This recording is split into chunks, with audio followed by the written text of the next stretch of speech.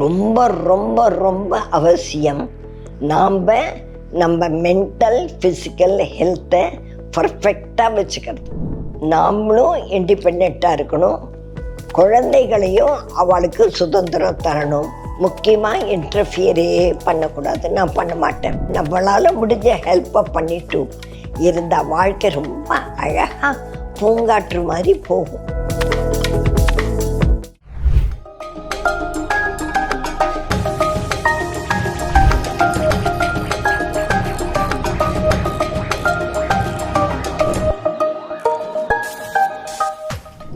பூங்காற்று நேயர்களுக்கு என் மனமார்ந்த வணக்கம். நான் ஜெயலக்ஷ்மி சம்பன். எனக்கு இப்போது 84 வயசு. நான் பிறந்ததெல்லாம் சென்னை தான். நான் சென்னை கேர்ள் தான். தாத்தா டிஎஸ் ஐயங்கார், அப்பா டிஎன்வி சாரின்னு பிரசிடென்சி காலேஜில் பிரின்சிபலாக இருந்தார் அந்த காலத்தில், ரொம்ப ஃபேமஸும். என் தாயார் சீதாலக்ஷ்மி அம்மாள். அவன் ஒரு சாதாரணமாக அவள் வீட்டில் சொல்லி கொடுத்துருக்கா. வீட்டில் பசங்கள்லாம் வந்ததும் சின்ன வயசில் கல்யாணம் ஆயிருக்கு, சமையல் பண்ணோம், பெருமாள் கோவிலுக்கு போனோம். அவன் ஒரு ஐயங்கார் பதத்திலேயே தான் அம்மா அப்பா அந்த மடிசார் தான் கட்டிப்போம். அப்படி தான் எங்கள் வீட்டில். என்னோடய வீடு அடையார். அந்த காலத்து அடையார், இந்த காலத்து அடையார் இல்லை, காந்தி நகர் அடையார். அந்த காலத்தில் நாங்கள் அடையாரில் இருக்கிறச்சே, காந்தி நகரில் இருக்கிறச்சே, இந்த பெசன்ட் நகர் போகிற வழி பத்மநாபன் நகர்லாம் நெல் விளையும் பூமியாக தான் இருந்தது. ஏர் போடுவா, நான் பார்த்துருக்கேன். அந்த மாதிரியான ஒன்று. நாங்கள்லாம் அப்போல்லாம் மாட்டு வண்டியில் போயிருக்கோம். 5B ஆனால் அப்போவும் இருந்தது, இப்போவும் இருக்கு. நான் இங்கே ஸ்கூலில் படித்தேன். எங்களோட லைஃப் எல்லாம் தியோசாபிக்கல் சொசைட்டி, அந்த கலாக்ஷேத்ரா இதில் தான் ரிவால்விங். அப்போது கலாக்ஷேத்ரான்னா நாங்கள் கேர்ள்ஸுனாக்கா இங்கே விளையாட போவோம். அத்தை உடனே எங்களெல்லாம் ஸ்கூலில் போட்டுருவோம், டான்ஸ் கிளாஸில் போட்டுருவோம். எல்லாருமே நாங்கள்லாம் ஸ்கூலில் படிப்போம், டான்ஸ் கிளாஸுக்கு போவோம். ஒரு ரொம்ப அழகான ஒரு நேச்சர்லேயே இருந்தோம். இப்போ இருக்கிற பஸ் ஸ்டாண்டில் 5 ஆலமரம் இருந்தது. கிளிகள்லாம் சாயங்காலம் ஆனால் இது பண்ணும். ரொம்ப அழகான ஒரு சரௌண்டிங்கில் நான் என் வாழ்க்கையை ஆரம்பித்தேன். ஸ்கூல் ரொம்ப அழகான ஸ்கூல். எல்லோரும் ஒரு டிஃப்ரெண்ட். அப்போ தான் மாண்டிசரி என்னுடைய மெத்தடு வரணும்ன்ட்டு ஒரு பெரிய இது இருந்தது. ஸோ அப்போது அந்த மாதிரியான ஒரு ஸ்கூலில் ஃபஸ்ட்டு படிக்க ஆரம்பித்தேன். அந்த ரெகுலர் இல்லாமல் மாண்டிசரி மெத்தடு அப்படிங்கிறத அப்போ தான் ஸ்டார்ட் பண்ணியிருந்தான். நான் ஃபஸ்ட் ஸ்டூடெண்ட் நினைக்கிறேன். நாங்கள்லாம் இருக்கிற 2-3 குழந்தைகள் தான் இருப்போம் கிளாஸில். ரொம்ப அழகாக இருக்கும், நிறையா விளையாடுவோம். அந்த ஆலமரம் மட்டும் இந்த ஸ்கூலில் இன்னும் இருக்குது. நாங்கள் அங்கே தான் மரத்துக்கீழே தான் ஜாஸ்தி நாள் நான் இருந்திருக்கேன், படிச்சிருக்கேன். ஒரு என்வாயர்மெண்ட்டு, அந்த ஒரு நேச்சர், அதுவே நம்மளை ரொம்ப நன்னா குழந்தைகளுக்கு நிறையா படிக்கணும், வாழ்க்கையை புரிஞ்சுக்கிறதுக்கு வேண்டிய சான்ஸ் எல்லாம் கிடச்சிது. நான் டான்ஸ் கிளாஸ் போகிறதே ஒரு பெரிய பிரச்சனை தான் வீட்டில். அதெல்லாம் எங்கள் அப்பாவால் தான், எங்கள் அப்பாவுடைய நோக்கில் தான். இல்லை இப்படிலாம் இல்லை, அவள் போட்டோம், ஸ்டேஜெல்லாம் ஆட மாட்டான், பட் போட்டோம் குழந்தைக்கு, அதெல்லாம் உடம்புக்கு ரொம்ப நல்லது, எக்ஸசைஸு அப்படின்லாம் சொல்லி என்னை அனுப்பிச்சார். கௌரி டீச்சர் எல்லாருக்கும் தெரியும். கௌரி டீச்சர் எல்லாரும் அப்போல்லாம் அத்தை லாஸ்ட் டைம் டான்ஸ் ஆடினத்தை நான் பார்த்துருக்கேன். நல்ல ஒரு மேதைகள்லாம் எங்கள் கலாக்ஷேத்திராவில் தான் இருந்தாள். அந்த டைம் எல்லாம் ஒரு தனி. அப்போ அத்தையோட அண்டரில் தான் இருந்தது அந்த ஸ்கூலு. இப்போ தான் கலாக்ஷேத்ரா ட்ரான்ஸ்ஃபர் ஆகிடுச்சு. எங்கள் காலத்தில் தியோசாபிக்கல் சொசைட்டி உள்ளே தான் கலாக்ஷேத்ரா இருந்தது. அத்தைங்கிறது நான் ருக்மணி அருடையில் நாங்கள்லாம் அத்தைன்னு தான் கூப்பிடுவோம். அவள் தான் எங்கள் அத்தை. எல்லாருக்கும் அவள் அத்தை தான். நாங்கள்லாம் அவரை தான் அத்தைன்னு கூப்பிடுவோம். ரொம்ப அழகான பர்சனாலிட்டி. அத்தையை பார்க்குறதோ, ஜே கிருஷ்ணமூர்த்தி பார்க்குறதோ, இதெல்லாம் கொடுத்து வச்சுருக்கணும். ஒரு பியூட்டிஃபுல், ஐ கேனாட் ஃபர்கெட். அது ஒரு அழகான டைம். அதுக்கப்புறம் இங்கே குயின் மேரிஸில் தான் என்னோடய கிராஜுவேஷன் முடித்தேன். காலேஜில் நான் ஜூவாலஜி மெயின், பாட்னி. எங்கள் அப்பா பாட்னி ப்ரொஃபஸர், நான் பாட்னி தான் எடுத்துட்டேன். அப்போல்லாம் ரொம்ப ஸ்ட்ரிக்ட்டு. ட்ரெஸ் கோடெல்லாம் உண்டு. சல்வார் கம்மீஸ் போட்டுக்கிறது அன்ஹர்ட் ஆஃப். எல்லாம் தாவணி தான் போட்டுக்கணும். எங்களுக்கு ரொம்ப ஆசை சல்வார் கம்மீஸ் போட்டுக்கணும், அலவுடு கிடையாது. அப்புறம் தான் இதெல்லாம் வந்தது. எனக்கு ரிசல்ட்டே வரல. கல்யாணம் நிச்சயதார்த்தத்துக்கு முதலையே ஆயிடுத்து. ஃபர்ஸ்ட் இயர்லேயே நிச்சயதார்த்தம் பண்ணிவிட்டு அப்படி தான் எங்கள் வீட்டில் கல்யாணம் பண்ணிவிடுவா எல்லாருக்கும். ஃபர்ஸ்ட் இயர்லேயே நிச்சயதார்த்தம் முடிஞ்சதுமே உடனே கல்யாணம். எனக்கு என்னுடைய ஹஸ்பண்ட் வந்து படிச்சுட்டு அவர் ஆல் இண்டியா அந்த காம்படிட்டிவ் எக்ஸாமுக்கு போய் அதில் தான் செலக்ட் ஆகி இந்தியன் ஆர்டினன்ஸ் ஃபேக்ட்ரியில் அவர் போஸ்டிங் கிடச்சிது. அவர் ட்ரைனிங் முடிச்சு கல்யாணம் ஆகிடுத்து. அவர் ட்ரைனிங்க்கு போயிட்டார், நான் மாமியார் வீட்டுக்கு போயிட்டேன். சொல்லி கொடுத்து தான் அமிச்சான், சமத்தாக இருக்கணும், சமையல்லாம் பண்ணணும். இந்த வீட்டில் நீ சமையல் பண்ண மாட்டேன், ஏன்னா நாங்கள்லாம் உள்ளே போக மாட்டோம், அழகிறது குக் இருப்போம். ரொம்ப ரொம்ப ஒரு பிராமண ஃபேமிலியில் அந்த ஸ்ட்ரிக்ட்னஸ் எங்கள் ஃபேமிலியில் இருந்தது. அதுதான் தாத்தா கிட்ட. பட் அங்கே போய் எல்லாம் இருக்கணும்லாம் சொல்லி கொடுத்து அமிச்சான். எங்கள் மாமியார் பியூட்டிஃபுல் பர்சன். அங்கே நான் தங்கினேன் 6 மாதம் 8 மாதம் கூட இருக்கும். அப்போது அங்கே சில கோர்ஸ்லாம் பண்ண சொன்னான் மாமியார், வீட்டில் சும்மா இருக்காதேன்னு. சந்தோஷம். அப்புறம் அவர் அதை பண்ணிவிட்டு வந்து போஸ்டிங் கான்பூரில் போஸ்டிங். எங்கே இருக்குது தெரியாது, கான்பூர் மேப்பில் பார்க்கணும். அங்கே அது எப்படி இருக்கும், அந்த லாங்குவேஜும் தெரியாது. எனக்கு ஹிந்தி சுத்தமாக வராது. சரி, சந்தோஷமாக போயிட்டோம். எங்களுக்கு அது அப்போல்லாம் கண்டோன்மெண்ட்டு, அதில் கண்டோன்மெண்ட்டில் தான் எங்களுக்கு இடம் கிடையாது. அழகான பங்களாஸ் அப்போ பிரிட்டிஷ்லாம் கட்டி விட்டுட்டு போயிருந்தா அங்கே தான். அங்கே கான்வென்ட்ஸ் எல்லாம் நிறையா, அப்போ பிரிட்டிஷ் பில்ட் கான்வென்ட்ஸ் இருக்கும், ரொம்ப ஃபேமஸ். லக்னோவில், கான்பூரில், நீங்கள் பார்த்தீங்கன்னா ஆக்ராவில் ரொம்ப அழகான கான்வென்ட்ஸ் இருக்கும் கிட்டேயே. ஸோ நான் அங்கே வேலைக்கு போனேன். அவள் சொன்னால் பிஎட் முடிச்சுடுன்னா. உடனே லக்னோ லொரிட்டோவில் போய் அங்கே 1 வருஷம் நான் பிஎட் முடிச்சுட்டு வந்து வேலையில் சேர்ந்தேன். அதுக்குள்ளே எனக்கு ஒரு குழந்த, ஒரு பொன் குழந்தை பிறந்தது. எனக்கு அவளை வச்சுன்னு தான் போனேன். எனக்கு 1970 வேலைக்கு பண்ணும்போது இன்னும் நான் பண்ணுறேன். அவருக்கு முதல்ல டெல்லியில் அம்யூனிஷன் ஹவுஸில் அங்கே வேலை இருந்தது.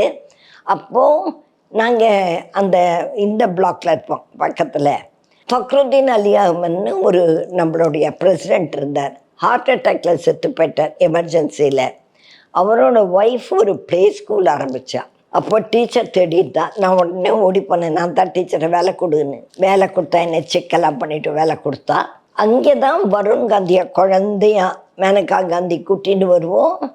இந்திரா காந்தி அடுத்த காரில் வந்து அதை தூக்கின்னு போய் வீட்டுக்கு, இது ரொம்ப ஏர்லி ஸ்டேஜில் படிக்க விடுறது வேண்டான்னு சொல்லி கொண்டு போவோம்.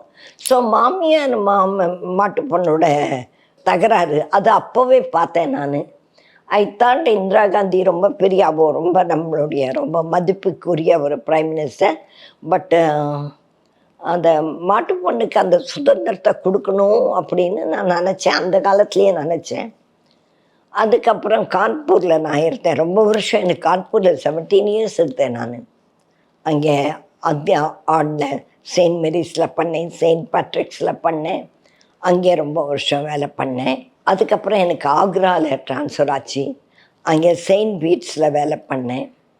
அதுக்கப்புறம் ஆவடியில் அங்கே ஆவடியில் டேங்க் ஃபேக்ட்ரியில் சம்பத்து ஜெனரல் மேனேஜராக போஸ்ட் ஆகிருந்தார். அங்கே நாங்கள் ஒரு 5.5 வருஷம் இருந்தோம். ஸோ அப்போ தான் இந்த ஸ்கூலெல்லாம் பண்ணணுங்கிறதுக்கு வேண்டிய ஏற்பாடு பண்ணேன். சம்பத் ரிட்டையர் ஆகிட்டா, நமக்குன்னு ஒன்று வேணும், சும்மா வீட்டில் உட்காரக்கூடாது அப்படின்னு. எனக்கு இங்கே வந்ததும் நீலாங்கரையில் எனக்கு இடம் கிடச்சிது. அங்கே தான் பங்களோ பண்ணி குழந்தைகளுக்கு இந்த மாதிரி பண்ணணும் அப்படிலாம் பண்ணி பேர் வந்து என்னோடய பொண்ணு அமெரிக்காவில் ப்ளூம்ஃபீல்டில், மிஷிகனில் ப்ளூம்ஃபீல்டுங்கிற இடத்துல இருக்கா, அந்த பேர் எடுத்துட்டேன். அதுக்கப்புறம் நான் என்னோடய பொண்ணுக்கு பிரசவத்துக்கு பார்க்க போகிறச்ச கூட ஐ மெட் அ ஒண்டர்ஃபுல் பர்சன். ஒரு என்னோடய பேரனை ஸ்கூலுக்கு கூட்டின்னு போகிறச்சேன். She is so nice. எனக்கு அந்த ஸ்கூலில் இடம் கொடுத்தா, நீ பண்ணு, ஹெல்ப் பண்ணுன்னு. I am not suppose to வர். ஷீ செட் யாரானா டீச்சர் போயிடுவா, இது பண்ணு அது பண்ணுன்னு. ஸோ அவள் ஒரு டாக்டர், அந்த வேலை அவள் ரொம்ப பெரியதுவான முடிச்சுட்டு இந்த மாதிரியான ஒரு ஸ்கூலை. Then she told me we cannot sit. அவளுக்கு அலௌடு கிடையாது சர்ஜரி பண்ணுறதுக்கு. She is a famous surgeon. Allowed கிடையாது. ஏன்னா அவளுக்கு எவ்ரி இயர் எனக்கு இந்த கையெல்லாம் நடுக்க ஆரம்பிக்கும். ஒரு 80 அலௌடு இல்லை. She started a school sir. Play school பண்ணி ஷி வாஸ் எலோன். ரொம்ப கம்பீரமாக எல்லாம் பண்ணா. இதெல்லாம் பார்த்து தான் எனக்கு எல்லாம் ஒரு தைரியம் வாழ்க்கையில் வந்தது. எனக்கு கடவுள் இந்த நிறையா சான்ஸ் கொடுத்தார். மகா பெரிவாளெல்லாம் பார்த்தேன். இந்த மாதிரியான ஒரு நல்ல இதில் குயின் மேரிஸில் ஐராவதி மேடம் ஃப்ரெண்டு அவெல்லாம். அதுக்கப்புறம் என்னுடைய இந்தியன் ஆர்டினன்ஸ் ஃபேக்ட்ரி சர்வீஸில் ரொம்ப சான்சஸ்லாம் கிடச்சிது எனக்கு. ஸோ இதுலேருந்து எனக்கு தெரிஞ்சுது, ஒருத்தரும் சும்மா இருக்கக்கூடாது, எதனா பண்ணினா மைண்டு பிஸியாக இருந்ததுன்னா ரிட்டைர்மெண்ட் லைஃப்பை கம்ஃபர்டபுளாக ஸ்பெண்ட் பண்ணலான்னு. பட் எல்லாத்துக்கும் என்னுடைய கணவர் மிஸ்டர் எஸ் சம்பன் ரொம்ப பெரிய உறுதுணையாக இருந்தார். அவருடைய சப்போர்ட் இல்லைன்னா பண்ண முடியாது. நான் நினைக்கிறேன் எல்லாருக்கும் இந்த மாதிரியான வாழ்க்கை அமையணும். கணவனுடைய சப்போர்ட்டு ஃபுல்லாக ஒரு லேடி கிடைக்கணும்னு நினைக்கிறேன். இந்த வயதுலேயும் நான் 4:30 மணிக்கு எழுந்துடுவேன். எல்லாம் பண்ணிவிட்டு என்னோடய ஸ்கூல் 8:30 மணிக்கு ஆரம்பிக்கும். டீச்சர்லாம் வரத்துக்குள்ளே போய் வெளியில் நான் ரெடியாக இருக்கணும். குழந்தைகள்லாம் வர ஆரம்பிக்கும். அதுக்கு ஃபஸ்ட்டு ஷேக்கன் கொடுத்து வாட்ஸ் டே டு டே சிரிச்சுன்னே வந்து கட்டிக்கிறது. இதிலெல்லாம் உங்களுக்கு ஏஜே ஆகாது. யூ வில் நாட் ரிக்ரெட் நமக்கு இத்தனை வயசாகிடுது அப்படிங்கிற ஒரு ஐடியாவே இல்லை. ரொம்ப சந்தோஷமாக இந்த குழந்தைகளோட நானும் ஒரு குழந்தையாக தான் என் வாழ்க்கை ஆரம்பிக்கிறேன். இப்படியே இருக்கேன். ரொம்ப சந்தோஷமாக இருக்குது குழந்தைகளோட. அப்புறம் என்னுடைய ஸ்டாஃப் எல்லாம் என் பொண்ணுகள் மாதிரி. என் பொண்ணு ரொம்ப தூரத்தில் இருக்கா. என் பேரன்கள் ரெண்டும் எல்லாம் வா வா வா வா வேலையில் இருக்கா.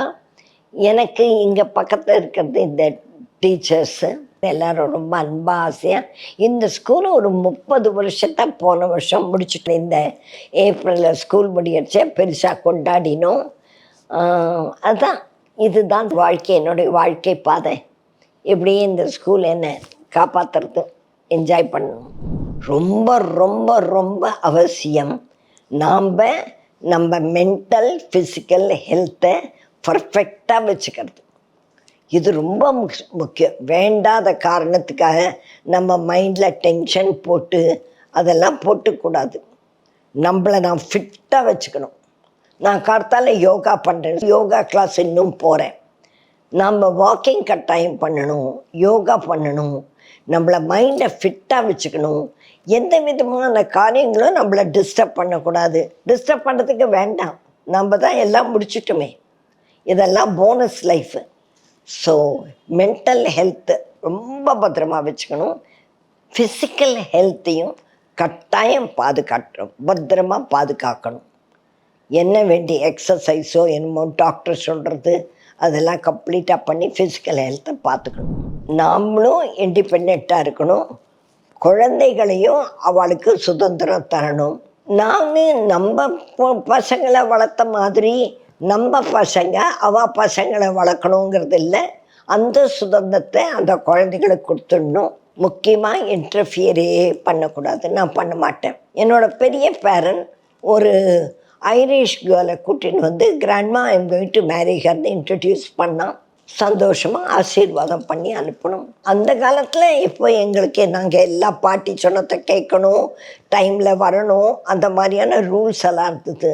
இப்போது குழந்தைகளுக்கு பேரண்ட்ஸ் ஃப்ரீடம் கொடுத்து வளர்க்கணும் அப்படிங்கிற ஒரு ஃபேக்டில் தான் இருக்கா. அதனால் நாம்ளும் அதில் எதுலேயும் தலையிடக்கூடாது. அதெல்லாம் அவள் பார்த்துப்பா. நம்ம குழந்தைகள் தான் நம்ம குழந்தைகள். நம்ம பேர குழந்தைகள்லாம் அவளுக்கு அம்மா அப்பா அவள் பண்ணுவாள். எப்போவும் சந்தோஷமாக சிரிச்சுண்டு அவள் வெறுமை கமெண்ட்டே பண்ணக்கூடாது. ஒரு டைமில் வீட்டில் மாட்டு பொண்ணு வந்துட்டான்னா அவள் நம்ம பொண்ணு. அவள் என்னமோ பண்ணுறா. அவள் எதுலேயும் பண்ணாமல் நம்மளால் முடிஞ்ச ஹெல்ப்பை பண்ணிட்டு இருந்தால் வாழ்க்கை ரொம்ப அழகாக பூங்காற்று மாதிரி போகும் நம்ம வாழ்க்கை. நான் சந்தோஷமாக இருக்கேன்.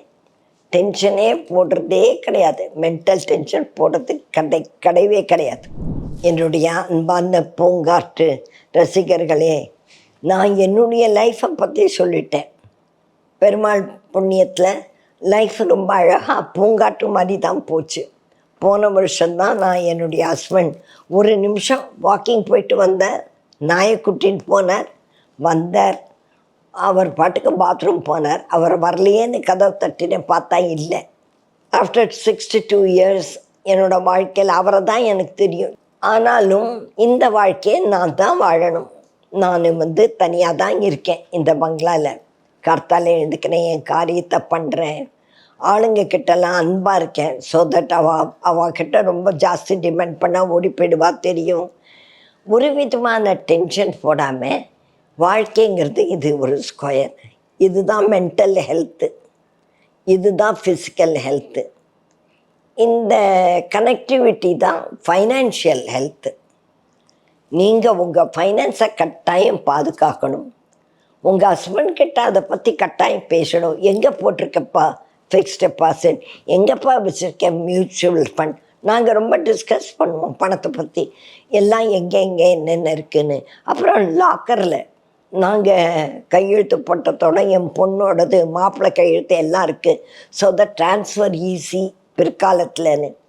ரொம்ப நம்ம பத்திரமாக இருக்கணும். உங்கள் பணத்தை நீங்கள் சந்தோஷமாக பாதுகாத்து உங்களுக்கு என்ன வேணுமோ அதை பண்ணி குழந்தைகளுக்கும் பண்ணுவீங்க கட்டாயம். ஆனால் ஃபைனான்ஷியல் இண்டிபெண்டன்ஸில் நீங்கள் ரொம்ப குறியாக இருங்கோ. உங்கள் மென்டல் ஹெல்த்துலேயும் சந்தோஷமாக இருக்கும், ரொம்ப அழகாக இருக்கும், நல்லா இருக்கும் வாழ்க்கை. நம்ம ஒன்றும் காரியத்துலலாம் ரொம்ப ஜாஸ்தி தலையிடக்கூடாது. அது எதுலேயும் தலையிடாமல் யாருக்கும் அட்வைஸே பண்ணக்கூடாது. நம்ம அட்வைஸ் யாருக்கும் வேண்டாம். சின்ன குழந்தைகள்லாம் எங்கள் காலத்தில் அப்படின்னெல்லாம் போனால் சின்ன குழந்தைகளுக்கு பிடிக்காது. நம்ம பேரண்ட் அதெல்லாம் விட்டுடணும். எது இருந்தாலும் மனசில் தான் இருக்குது, சும்மாலாம் சொல்லக்கூடாது. அவளுக்கு அவள் வாழ்க்கை டிஃப்ரெண்ட்டு, அந்த நாட்கள் டிஃப்ரெண்ட்டுங்கிறத புரிஞ்சுட்டு வாழணும். நீங்கள் எல்லோரும் சந்தோஷமாக சௌக்கியமாக என்ன மாதிரியே உங்களுடைய வயசான காலங்களில் சந்தோஷமாக வாழ்க்கையை நீங்கள் வாழணுங்கிறது தான் என்னுடைய பிரார்த்தனை. நான் உங்ககிட்டேருந்து விடைபெற்று கொள்கிறேன். தேங்க்யூ. வணக்கம்.